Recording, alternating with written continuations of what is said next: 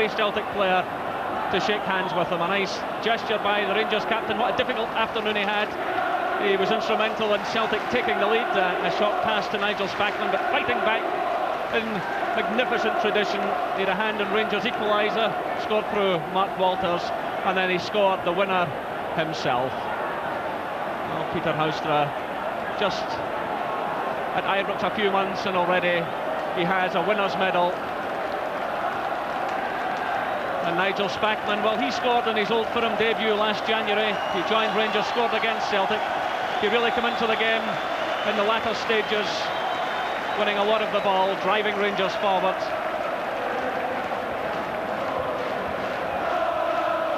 And this is a kind of result, Ian, it takes a lot of pressure off clubs, because in winning this tournament, they're back into Europe a year hence. Oh yes, it'll be the first tournament of the season to be decided, and they're in Europe again next year, despite anything else that might happen. So yes, you can say he's justified the money spent in the club, and it's a nice way to start the season with two other trophies to go for, one in the bag already. They're making a habit of winning this one. But I must say, I thought that Celtic played ever so well today. It was a cracking final. I really enjoyed it, and I thought Celtic played some slick football. In the end, I suppose you could say that the power of Rangers probably in the end told, but I thoroughly enjoyed it. I thought both sides played excellent football.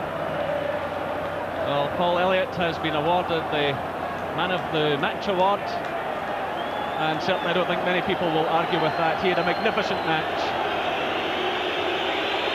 Paul McStay now will lead his Celtic players to receive the runners-up medals. Well, Paul McStay, one of two survivors from Celtic's last win in this competition back in 1982. Disappointed manager Billy McNeill there with his players. Paul McStay and Pat Bonner played way back in 82 when Celtic won by 2-1. So for many of these players, an afternoon of great disappointment. Paul McStay, a player of great dignity. Little Joe Miller, followed by Pat Bonner, and the Celtic fans staying behind to cheer their men.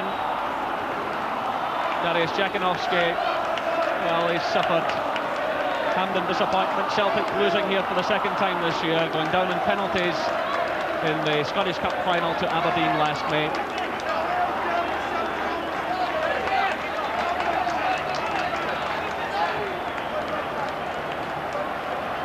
The other Polish player, Dariusz Dowczyk, Anton Rogan, who played ever so well for Celtic. A pat on the head there from Jack Steedman, the league president, for Peter Grant. Well, Richard Gough will remember this afternoon for the rest of his career. If anyone played a captain's part, he did. Well, Richard Gough leads the jubilant Rangers players towards the podium. 28 years of age, Richard Gough. That was his first goal of the season, and what a time to score it. And the £1.2 million Graham Souness paid Spurs for him 3 years ago has paid off. A delighted Mark Walters as well.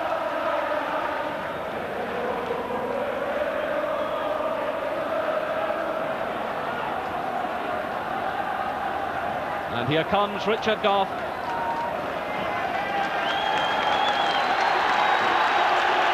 Mr. John Mackenzie of Alloa Brewers handing over the Skull Cup. And Mrs. Jack Steedman will present the League Cup. A huge cheer going up from the Rangers fans. Rangers have now won 11 of the last 13 finals in this tournament. It really is quite remarkable. 4 times in the last 5 years. They really have made it their own.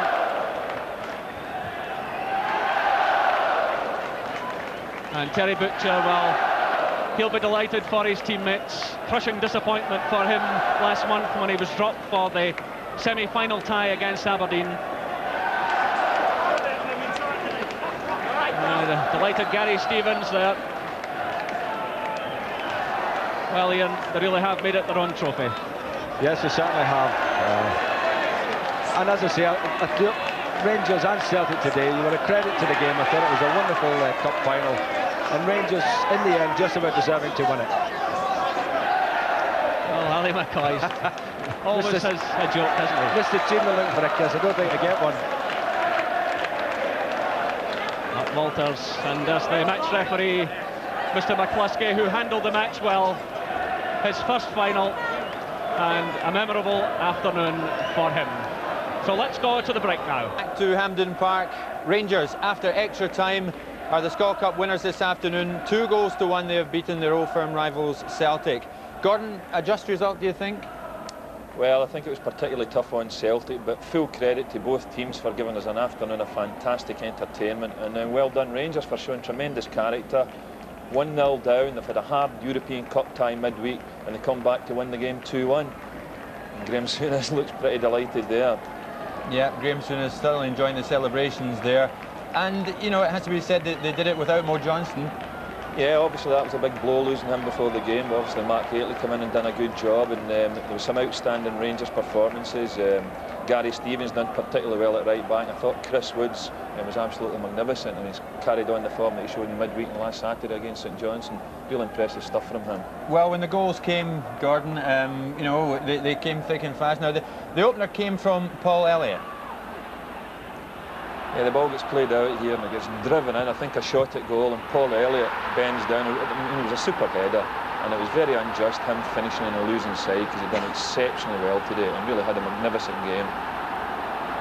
Tremendous. I mean, Paul Elliott's about as tall as you. How he got down to that, I'll never know. Yeah, well, he wins the man of the match award, and I think that was 100% correct, that decision to give him that. And just tough luck. Better luck next time, Paul.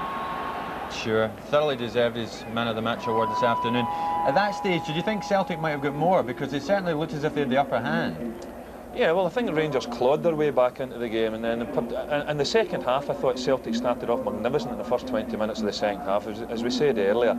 But Rangers showed a lot of character, come back into the game and made quite a few openings in the second half. And of course, at the end of the day, I mean, there really was nothing in between the two teams, but Rangers were winners. They did exactly that. They equalised, and it was Mark Walters, Gordon, who got the equaliser.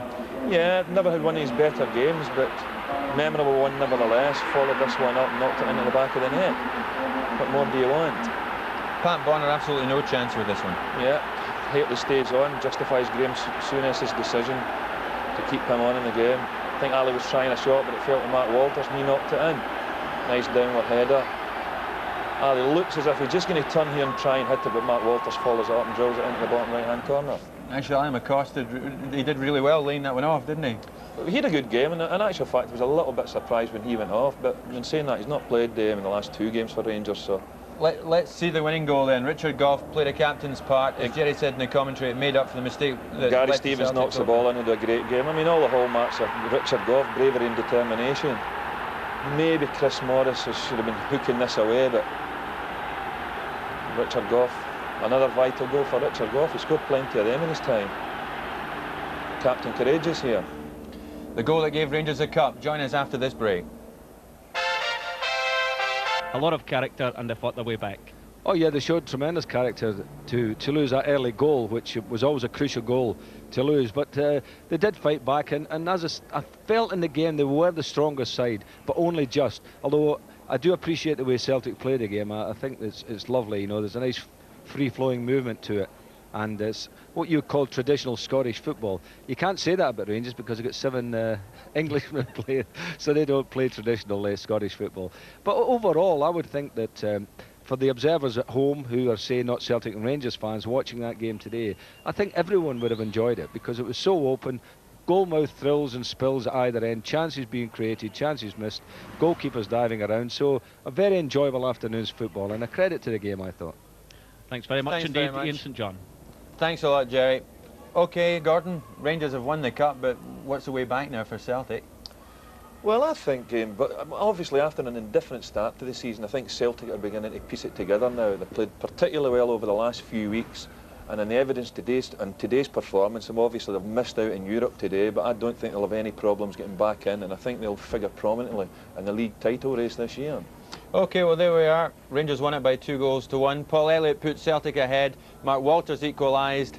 And Richard Gough, the captain today, got the winner. So it's congratulations to Rangers, and thanks for watching this afternoon. From myself and Gordon, and all the team both here at Hampden Park and back at Cowcaddens, from us, it's goodbye.